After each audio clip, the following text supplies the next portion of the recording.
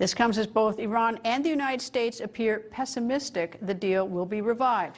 Ohio Congressman and member of the House Intelligence Committee, Brad Wenstrup, joins me. Good evening, sir. Good evening. How are you?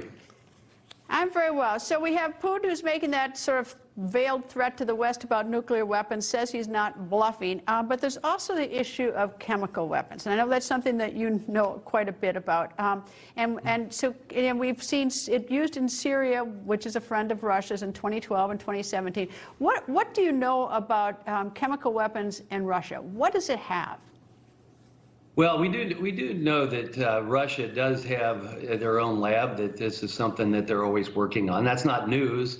That's been known for a while. They're very difficult to try and penetrate to get any information about what they're doing.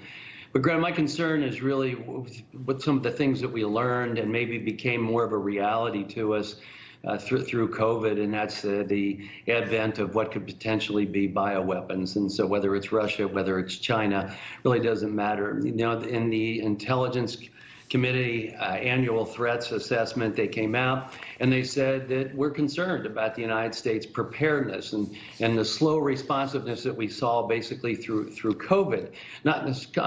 I'm here to call that a bioweapon, but just our preparedness for something like that. And the question was, is this going to inspire our adversaries to increase their investment in bioweapons, a novel bioweapon? There's technology out there. And Director Haynes, she's even said that we need to increase our expertise. And I would say that's true, because we don't know what we don't know. But here's what we do know. Let me just stop you right there for 1 second. Is that, I don't want to be an alarmist, but unless we examine all the great potential, I mean, I'm a lawyer. I think, like, what's the worst case scenario? We aren't going to be ready for this. So, I mean, I actually think, this is a good discussion, important. Absolutely. I agree with you 100%. And that's where I'm going. What we do know is that scientifically, we have the capability, or the communities, the labs have capability to create what's called a chimera, or in other words, gain of function type of a virus. You take one virus and take components of that, add it to components of another, and you make it more infectious. In 2014, Dr. Fauci was asked about this, and he felt that the benefits of this would be worth the risk. His thinking was, if we can create this very infectious virus and at the same time come up with a vaccine, we'll be in good shape. And he was questioned on that and said, well, what if it gets out of the lab? Isn't that dangerous? And he said, well, I think the benefits outweigh the risk. And so in 2015, the article was printed where Ralph Barrick of North Carolina was working with Dr. Zhengli Shi in China at Wuhan, and they created a chimera. So this capability exists, and that's the concern that we have, is that you create something that maybe you can create something that's very deadly, and at the same time, maybe you have the cure. And so you have to look at all these possibilities, and how do we respond?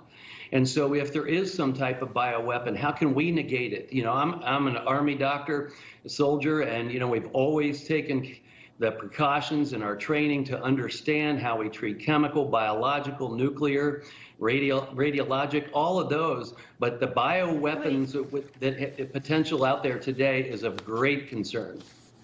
And we've certainly seen what happens with COVID, how easily viruses can spread, and that was without the sort of the gain of function where you make something more lethal. Now, WHO told Ukraine, I think in March, to get rid of their pathogens. I mean, so it's not just Russia and China and the United States. These viruses, are potential weapons used by many. I mean, I assume that Ukraine got rid of theirs. They were told to get rid of their nuclear weapons 20, 30, 40 years ago, I assume, or whenever it was in the early 90s. I suppose they've done, I hope they've done that too. But there are a lot of weapons that we simply don't know who has them. And what is it? Well, a lot of the labs, and this is the way I understood what was going on in Ukraine with the labs that they had, they're prepared, or tried to be prepared as best they can, and this is why we were trying to engage with them, is how to respond to something that does occur in nature, and so that you can nip it in the bud and be prepared to fight something like that. And so those types of things were going on, research in those things that already existed, not necessarily creating new ones. And so the potential to create a new deadly virus is there. It's documented. The question is, when we look at COVID, is that what happened? Is that what was going on in the lab in Wuhan, and it got out somehow?